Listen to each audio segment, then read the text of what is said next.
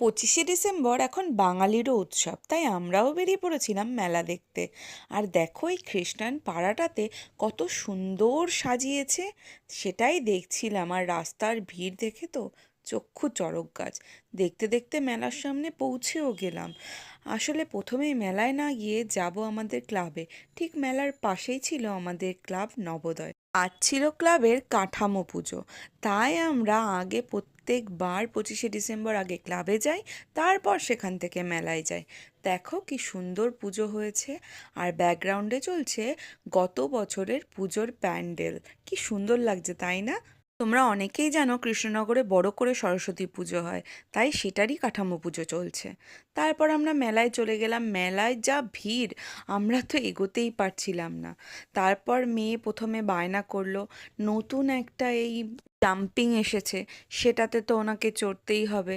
আর প্রত্যেকবার অন্যরকম আসে, সেটাও এসেছে অবশ্য।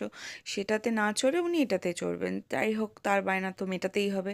তাই জন্য উঠিয়ে দিলাম। আর মজা করছে, দেখো আমি জিজ্ঞেস করছিলাম মজা হচ্ছে তো? বলছে হ্যাঁ ভীষণ মজা হচ্ছে।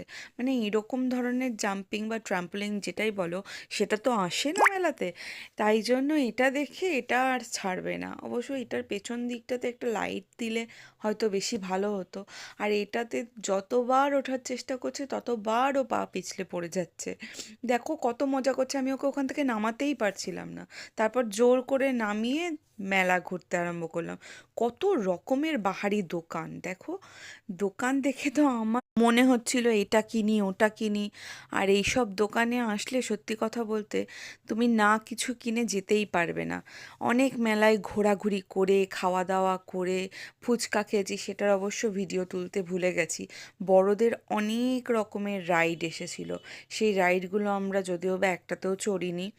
তারপর মেয়ের পছন্দ অনুযায়ী মথুরা কেক, সেটা কিনে আমরা বাড়ির দিকে রওনা দিলাম।